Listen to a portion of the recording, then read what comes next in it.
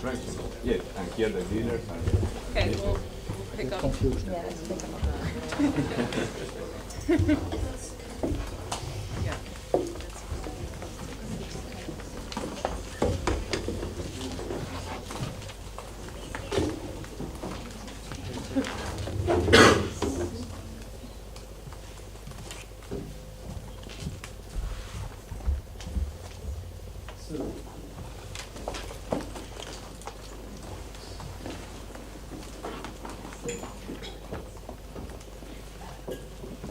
Start again. So what I'm calling here.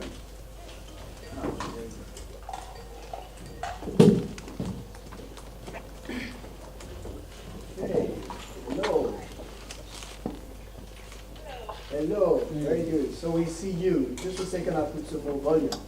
So, Sumaira, very welcome. We are in the middle of the conference here. People can see you and they can listen to you. We just put the microphone now. So maybe I'll briefly introduce you, but you will have opportunity to, of course, bring more details. So in this conference, we have experts from various disciplines related to science or not. Some people from the environment sector, some people from the extractive sector. We have from the communication sector, NGOs, and so on. So it's quite a wide range of people, including as well master students from a master's on innovation, human development, and sustainability. Sumaira Abdulali, she is from India, and she has been from many years, I think 20 years, working in NGOs and trying to make people aware about the impact of sand mining as well as on noise. And she created an NGO called Awas and many other things, and she has been very active, and I think we will really benefit from her witness. But I'll let her introduce herself more specifically. Please, Sumaira. Thank you very much, Dr. Peduzzi, and it's a great honor to be here and to interact with all of you. I'm sorry I'm not there in person. I know some of you, of course, I can see you as well. Awas Foundation was founded in 2006 after I was attacked by the sand mafia in 2004 when I started working against sand mining. It's one of the primary thrust areas of my NGO, and this attack brought into focus for me personally, as well as I think in India, and perhaps that was the first time in the world really that people realized that there's a huge ingrained mafia surrounding extraction of sand, and that very few people are really aware of the fact that sand is such an important issue. There was no data at all. I started gathering data to file public interest litigation, but there was no data at all available, neither with governments nor in the private sector, and nor could I find anyone else really working on this field, until I was approached by Dennis Delestrac, who made a film on sand and extraction of sand called Sand Wars, in which I participated. Thereafter, I did file public interest litigation. When I look back now, I'm shocked at how scanty the data was on which my litigation was filed. But in the course of the litigation, we managed to get a lot of data through the documents which the government filed in court, and it became apparent that there was, in fact, this mafia was very ingrained, and it had huge political backing. That became clear from the kind of documentation and the kind of policies which came about, and also the kind of support to illegal extraction that seemed to be evident. Fortunately, when the first order started coming out, it was reported, initially the news reports were not about sand mining, which was not a subject of interest to anyone. They were about the fact that I was attacked, and that gradually when these articles started coming out and the fact of the court hearings and the orders, they were publicized a little bit, not very much, but a little bit.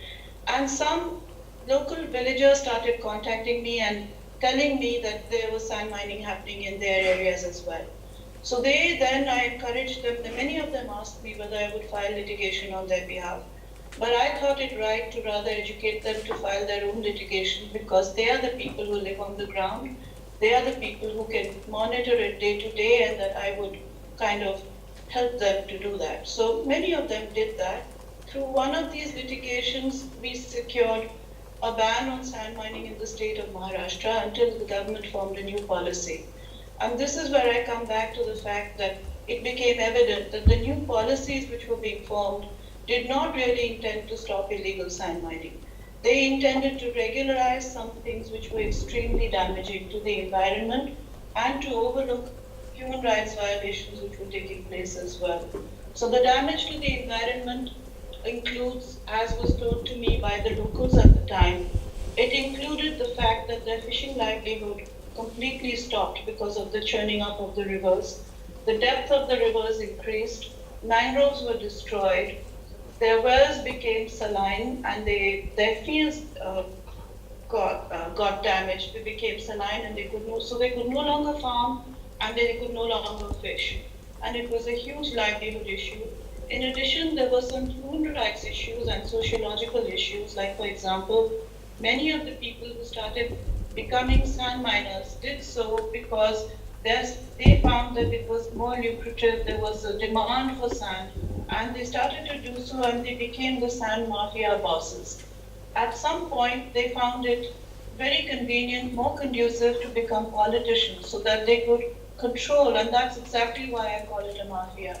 A mafia, a classic definition, is an organization which is not afraid to use violence and has very strong connections with administrations and policymakers so that they can shield their illegal activity. This is why it's a mafia.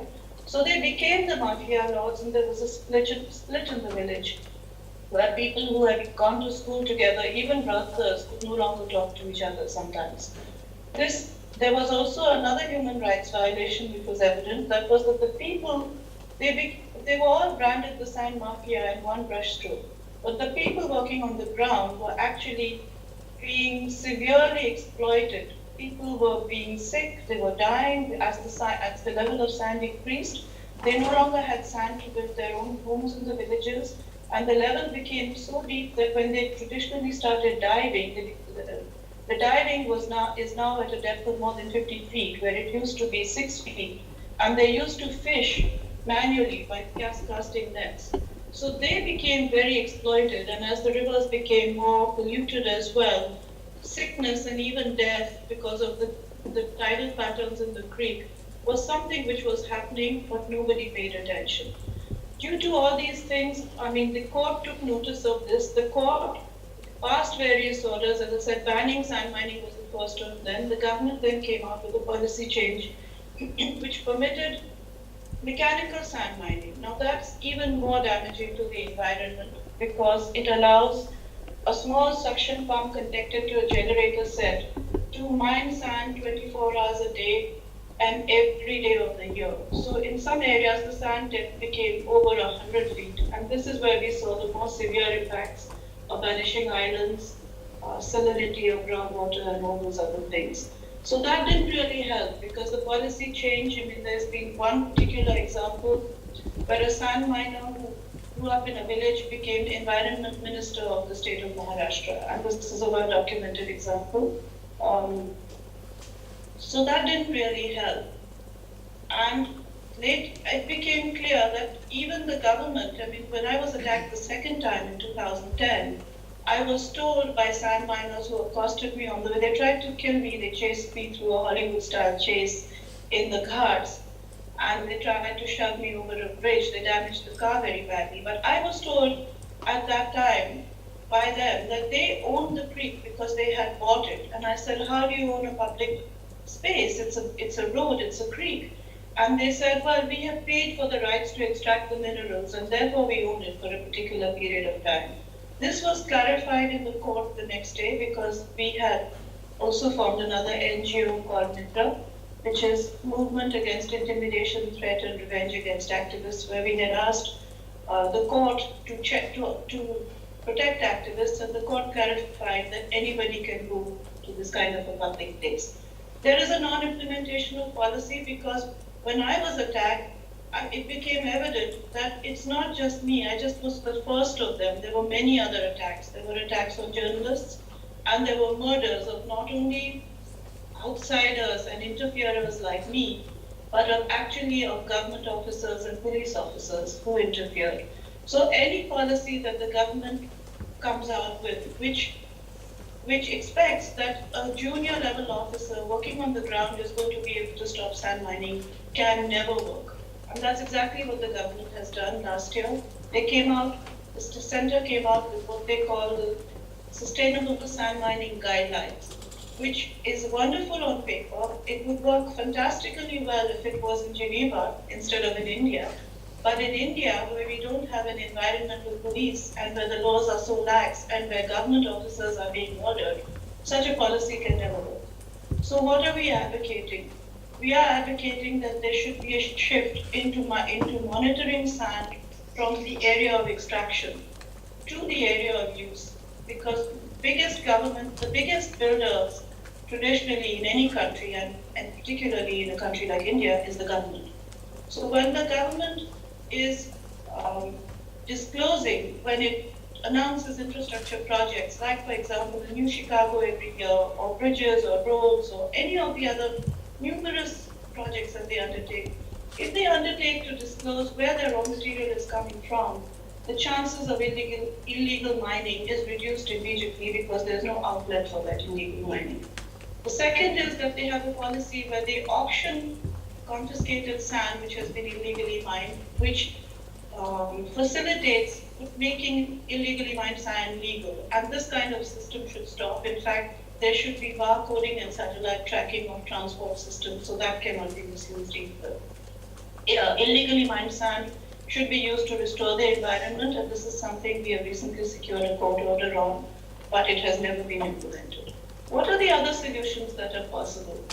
We had got a court order in 2010 asking the government to look at solutions.